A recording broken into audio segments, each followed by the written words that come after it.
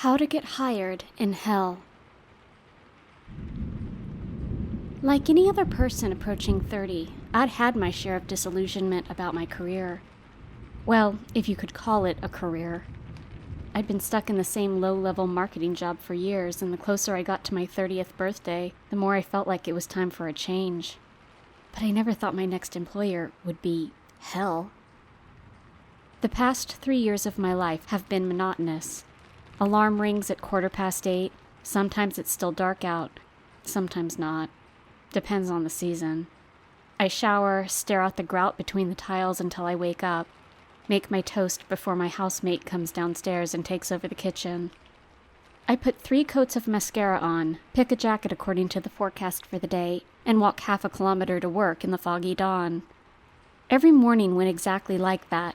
So much so that my state of autopilot seemed impenetrable. I doubt if I would have noticed if aliens landed. I was so busy not focusing, with my hands stuffed in my coat pockets, looking forward to my second cup of tea, which I always had at 9:15. But then, in late October, a few days before my 30th birthday, something unusual happened that rocked my state of self-induced fugue. It was 4:15 on a Friday. I was sitting at my desk as Rob, one of the accountants, passed me on his way to the canteen. "Hey, Sarah," he said cordially, clutching his empty mug and stack of photocopies almost offensively. "Any plans for the weekend?" "Not really, no. There's some gig on my boyfriend wants to go to, but that's it," I said while still staring at my computer screen. I considered briefly whether I should add that it was my birthday on Monday, but decided it seemed outside the question, and I didn't want to come off self-absorbed. "Did you get that email from Jerry about the training next week? Were we supposed to get the materials for that today?" Rob said. "Oh, Jesus, yeah," I said, bringing my hands up to my face. "I was supposed to get the feckin' training pack from their office across the way." I rushed to get out of my seat. "No worries, I was just wondering," Rob said. He was clearly flustered that he'd caused me such a fuss. "No, really, thanks for reminding me." I left my jacket on the back of my chair and headed for the door. As the events manager, I was supposed to distribute materials for training to the rest of my coworkers, which essentially made me a glorified delivery boy. Thankfully, the office that distributed the materials was just across the shopping center and still open. I collected the 20 plain manila envelopes and rushed back to our office across the car park with the papers spilling out of my arms, hurrying to get them distributed before everyone started peeling off early for the weekend. In my fervor, something caught my eye. It was a man, slowing down as he walked across the overpass. There was something hunched and motionless at his feet. On first glance, I thought it was a cat, but looking closer, I saw it was a pigeon. It looked like it was struggling, the wind mercilessly ruffling its pearlescent feathers as it teetered back and forth on its semi-outstretched wings. The man eventually left and continued walking down the street, leaving the injured pigeon in his shadow. 15 minutes later, I was back in the car park walking towards the pigeon with a bulk bag of cheese crackers from the Euro store. "Please don't be dead. Please don't be dead," I thought as I approached the bird. It looked dead. Its head was bobbed over, dirty beak scraping against the pavement. The feathers of its wings were roughed up, bent at odd angles from trying to scrabble across the car park. I crumbled up one of the diamond-shaped crackers between my fingers and placed it in front of the fallen bird. No interest. Its eyelids lazily opened and looked like the doors of an empty elevator shaft, mechanical and lifeless. Yet the poor creature was still clinging to life. Every time it became still, and I thought maybe it was dead, it jerked around its wings and tried to lift its head up off the pavement. I could feel tears welled in my eyes, although I was willing myself not to cry. Not in the car park outside the office. People occasionally slowed down to see what I was doing, although most just shot a pitiful look at the girl who was trying to save a bird that death had seemingly already claimed. I would have taken the pigeon home to die somewhere warm, if only I had a box or something to carry it in. I didn't want it to die alone here. Nothing deserved to die alone and frightened, not even a bird. I secretly longed that it would just die to minimize its struggling, or maybe someone would be able to come along and rescue it. Then came the death rattle. I never thought a bird could breathe so heavily, but out came a raspy, belabored breath that shook the whole thing's body in rhythmic convulsions. It reminded me of watching my Nan die in the hospital. Suddenly, someone came up behind me. I could hear their footsteps slowing. "It's you!" a female voice cried. I pivoted around. Above me stood an aging woman with tight brown curls pinned haphazardly around her head, streaked with wiry gray hairs. She was wearing a reflective purple puffer jacket, her age-spotted hands sticking defiantly out of the sleeves. She looked at me with a dumbfounded smile, some of her teeth gray and decayed. "What?" I said. "It's you!" She pointed gleefully at me. "I knew it was you! You'll be perfect for the job. You already have your first soul." She hobbled around front and gingerly scooped up the wilted bird with her firm hands, tucking it under her arm carefully. What are you talking about? What are you doing?" I said, and raised to my feet. She smiled a tremendous smile. "Come with me, girl. What's your name? When were you born?" She teetered towards the road, and I followed her, not wanting her to whisk the pigeon away without figuring out what she intended to do with it. Sarah. I'm Sarah. I was born on the 31st of October. I paused before giving her the year. "Perfect, just perfect! I knew it!" She raised one hand in the air, the one that wasn't tucked underneath the bird. Suddenly she spun back around and shook her finger under my chin. "We have a job for you. A job offer. Wonderful job. Lots of money." She waved ecstatically. "But I can't take you now, on account of it being light out." "What? Who's we?" I said. She shushed me. "Never mind that. What you need to do is meet me down here by the quays in 2 hours. You'll know the place, beneath the blinking street lamp. I'll take you to the job." I stared at her, dumbfounded. She looked back and forth across the road, attempting to cross it, then looked back at me and said, "In the meantime, I'll take care of this one. He's not gone to the other side yet. I'll make him a nice nest in a box next to my radiator." She stroked the pigeon's head gently with her thumb, and then she tumbled across the street and evaporated. I stared at the empty space where she had been. Every nerve in my skin was tingling. When I got home, my boyfriend, Derek, was in the kitchen stirring a mug of tea. "How was work?" he asked quietly. His dark hair hung limply in his eyes. He was wearing a cream and blue jumper with a distorted argyle pattern that seemed to me overly festive for a bleak October day. "Oh God, don't get me started," I moaned, peeling my trainers off my feet and reaching to hang up my jacket. I had the weirdest experience as I was leaving today. It was bizarre. He motioned for me to join him at the kitchen table. I sat down in the wooden chair across from him. "I think I got offered a job," I said. "Well, that's wonderful," he said. "What kind of job?" "Well, that's the thing. You see, I don't know. And it was a lady who seemed kind of, insane. So I honestly don't know." Derek's congratulatory expression melted into a quizzical one. "So, was this in work, or on LinkedIn or something?" "No, it was in the car park." He raised his eyebrows speculatively. "I stopped to rescue this pigeon who was hurt. Maybe had been hit by a car or something. Anyway, this older woman came up to me all excited, like she recognized me, or she knew me, or, and then she went on about how I was going to be perfect for this job we have, and to meet her down by the river in 2 hours. "Well, are you going to go meet her, so?" Derek asked. I stared at him. "I mean, no. She was a header, I'm pretty sure." He sipped his tea. "You never know. It could be a real job. I mean, you're always on about how much you hate your job now." "What if she sells me into human trafficking?" I exclaimed. Or murders me." "Do you really think she could murder you? I thought you said she was an old woman." "Well, yes, but what if she's the bait? Don't human traffickers always use women as bait so, trust them more?" Derek snorted. I'm not really familiar with the whole human trafficking protocol. I think you should go, though. I can come with you to make sure she doesn't murder you." He winked. "You're hardly serious," I laughed, rolling my eyes. "Speaking of jobs, how are we for making the rent this month?" His eyes lost that playful glint for a moment. "Should be grand. I'm covering for David Saturday, so I'll have 2 double shifts this weekend now." "Right," I said. I felt a hint of shame gnawing at my stomach. In a way, I felt guilty for Derek and our reliance on his toilsome work as a runner, the hours he spent absorbed in the chaotic ambience of the bar, subjected to more experienced bartenders' chronic stress and mismanagement, and the late-night brawls of college students.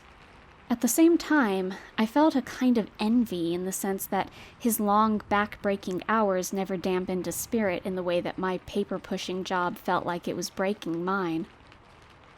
Derek and I had met in college through a mutual friend we've since lost touch with. He was an eclectic music major who played in a trad band on weekends, and I was a mercurial journalism student who spent too many hours in the library, and then too many hours drinking on the weekends.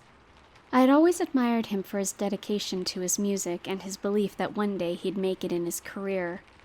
As the years rolled on, and I was forced to give up my interests in order to make enough money to survive, that admiration had slowly festered and grown into resentment.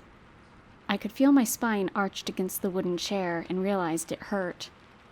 "All right, I'll go meet her," I conceded. "Who knows, could be a job I'm actually good at." The rain had already started by the time we left the flat. Puddles gleamed with neon reflections along the street. The city lights made the sleeting rain shine green, red, and yellow. I pulled my scarf tightly around my ears so I could see nothing but what was directly in front of me.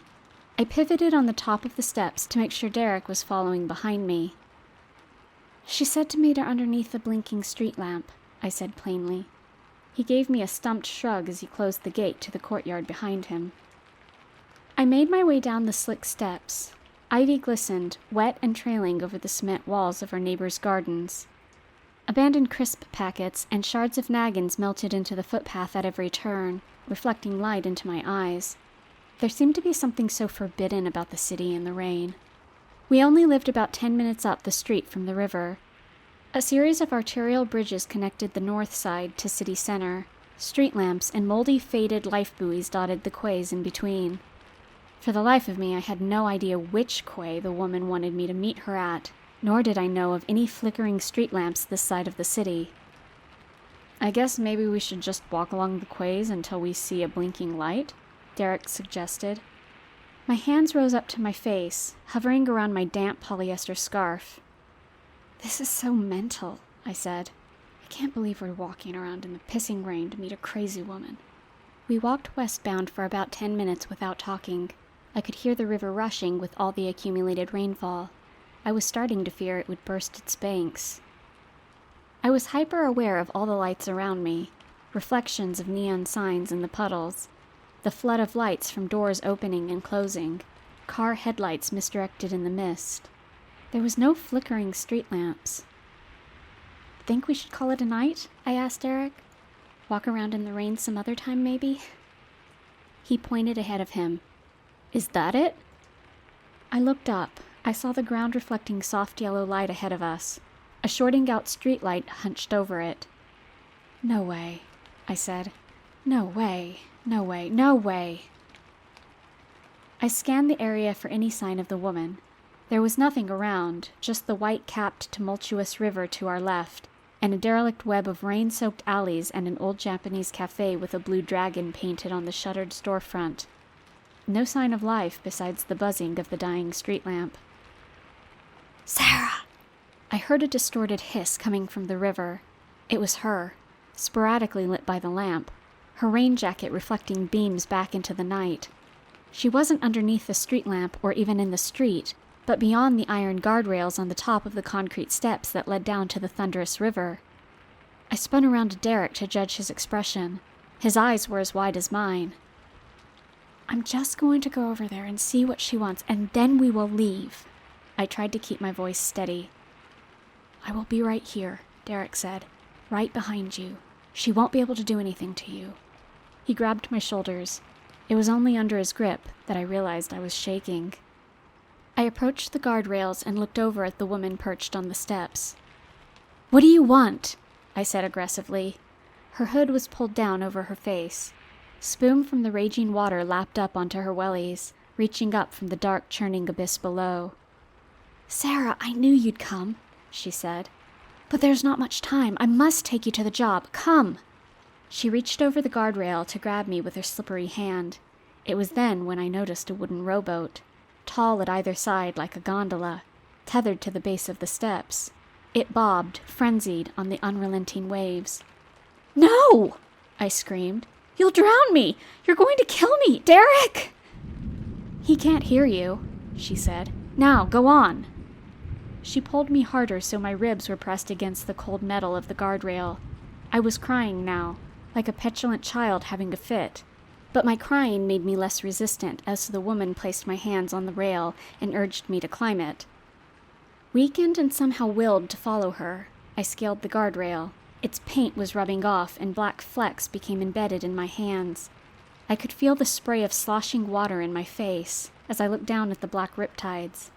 I tried to look up and find Derek for help, but I couldn't make out anything through the soft, illuminated cloud of mist.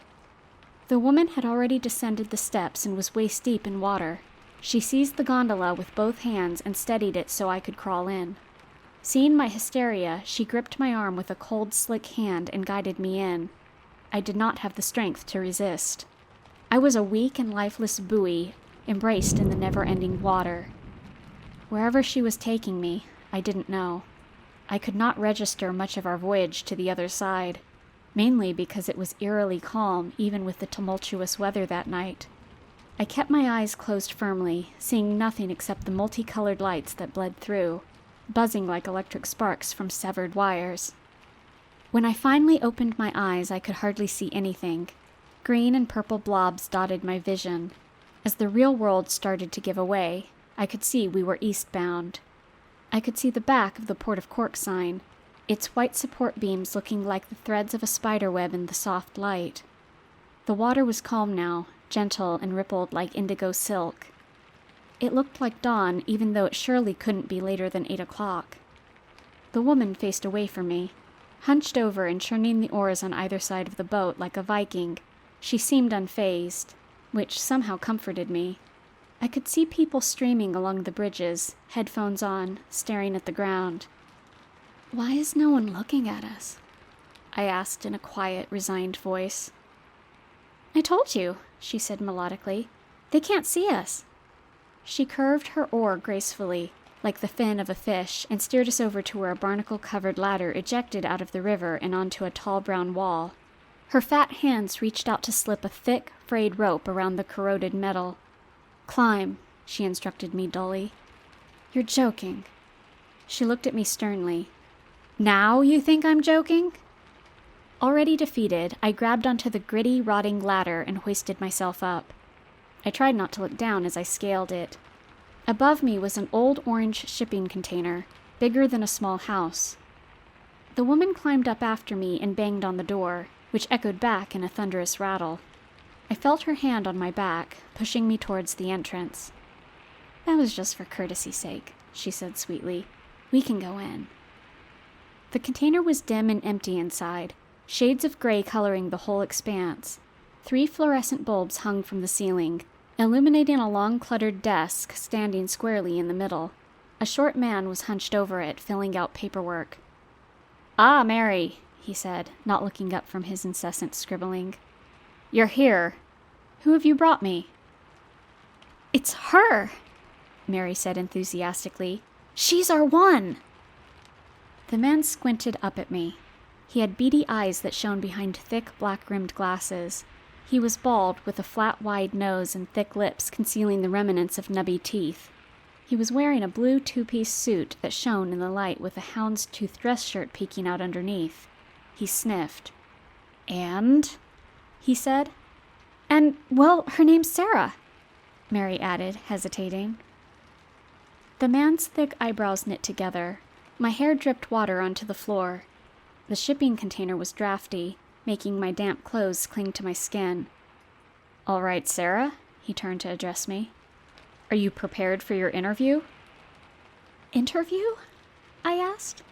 He looked amused and frustrated. Mary, he said, please stop bringing people to me when you haven't even told them what they're here for. She nodded submissively behind me. Very well, he continued. I will fill Sarah in. Mary, you can leave us. He gestured a thick, blocky hand to the seat in front of him as Mary left. He shook my hand firmly as I sat. I'm confused, I said, instead of introducing myself. I know, he said, flattening the lapels of his jacket with his palms. He had a thick, nasally accent. All she said was she had a job for me, and then she, kind of abducted me and brought me here. Yes, he said, absently. Well, Mary is a skilled recruiter, but I hope you can understand that I can't just hire anyone she brings me. So, if it's all right with you, we'll still have to go through the standard interview process. He produced a bland file folder and opened it to reveal an empty form. And what exactly am I interviewing for? I asked. He leaned forward across the desk. I am representing my employer, Hell. We need someone local for, I guess it's more of an administrative role. He got up and stuffed his hands in his pockets, spinning around to look at the nondescript walls of the container. You, Sarah Horgan, certainly meet the minimum requirements. Born on the day of the year where the veil is thinnest, you certainly have the ability to see and speak to the dead. But you're going to need to have demonstrable proof of your decision-making skills and your initiative. I gulped nervously. I never spoke about any of this, not even with Derek. I hardly even believed it was real. I mean, I speak to my Nan sometimes. More of a comfort thing, really. I never really know if it's her speaking back. I don't really see the dead. He strolled over to the end of the container and retracted a sheer blind to reveal a makeshift window looking out across the river. Do you see him? He said, pointing to a young man walking across the bridge on the far side of the river, wearing oversized jeans and a puffer jacket, dragging one of his legs as if he had a slight limp. Well, yes. Dead, he exclaimed, lifting his arms like he had scored a goal. 6 months ago. Overdose. Found under a bench in Bishop Lucy Park. Pigeons had already gotten to him. He snapped the blind back down and sauntered back to his seat behind the desk. Sitting down, he said, So I want to know, Sarah, how do you see yourself in this role? I don't know, I stammered. I mean, I do have a lot of administrative experience. Have you ever played God? He asked. How do you mean? I said. He folded his hands in front of him. You know, executive decisions, life and death. Have you ever given yourself the power to make those kinds of choices? I mean, sometimes I send out the newsletters without getting someone else to proof them, I offered cautiously. He smirked. What about when you were young? I stared at my feet, making soggy puddles on the cement. My grandfather used to take me fishing, I said. He was big into boats and all that. We'd always bring some fish home to eat.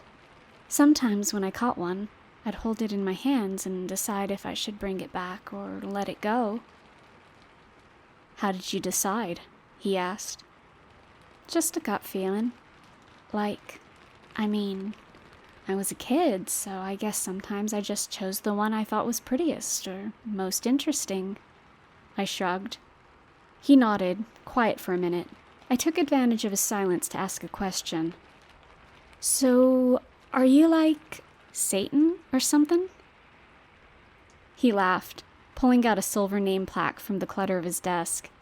Melvin Toomey, it read. No, he chuckled. You can think of me as the regional manager, North Side. As you can imagine, I'm pretty busy, Melvin said, gesturing to the paperwork surrounding him. His flat nose pointed down as he laughed, making him look a bit like Voldemort. All right, he exclaimed. On to the practical bits. What are your salary expectations? I mean, I make a little less than 30 grand now, so... How does 1,000 euro a week sound? He emphasized each word with confidence. Yeah, I guess. That's grand. All right, he said, back to scribbling maniacally. You meet me beneath the street lamp where you found Mary at sunset tomorrow.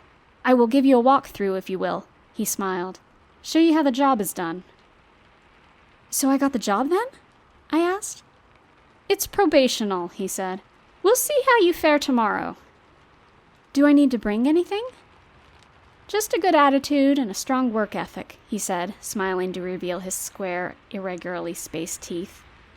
Melvin stuck 2 fingers in his mouth and whistled. "Mary! Mary there will ferry you back. See you tomorrow." He nodded curtly before Mary reappeared and guided me, smiling, back to the ladder. "I knew you'd get it! I knew you were the one!" she chirped. "Thanks," I offered, forced, as I lowered myself back into the boat. The journey back down the river was serene. The oars undulated in the silken waters, propelling us deeper and deeper into the purple night, much darker now than it had been when I climbed up to meet Melvin in the shipping container. For a moment, I wondered whether something inside of me had compelled me to meet Mary under the streetlight after she so strangely approached me. Why I hadn't resisted more as she dragged me into the churning river. Why I had even entertained a job interview in hell. Was it some intuitive sense within me that knew that my fate was to be a herald of hell's admin team? Or was it just a part of me that hoped that this strange encounter could actually end the monotony of my earthbound obligations? I could see the blinking street lamp shine on the water as Mary abandoned her oars in favor of her hands and pulled us close to the steps of the quay. "Do you need a hand up?" she asked me, a sympathetic sparkle to her eyes. "No, I'm grand," I said, wrapping my damp scarf tightly around me and trying to steady myself as the boat swayed under me. I managed to crawl onto the first dry step and pull myself over the guardrail without plunging back into the river. Immediately, I saw Derek standing in the street, arms out by his sides with his palms facing out like he was waiting to be hit by a car. He ran to me, grabbing my shoulders. He was crying. "Sarah, Sarah," he shook, embracing me. "Oh, Jesus, you're all wet." He pulled away and started sputtering, crumpling down into me like a child. "I swear I lost sight of you for a second. I was behind you, and the next second you were gone. Oh God, I thought you'd been pulled into the river." He hugged me again. I held him until his breathing slowed, then asked, "Wait, how long was I gone?" He looked at my face confused. "What do you mean?" he said. "How long was I gone for? Like an hour? 2 hours?" He shook his head. I don't know. I lost sight of you for a second, and then you climbed back over the rail." "You're saying no time passed?" "Yeah, I mean, it's only been a minute." I sighed, pressing my wet palms into his face, pushing his hair back where the rain was dampening it. "Derek," I said, "I think I just got hired. In hell."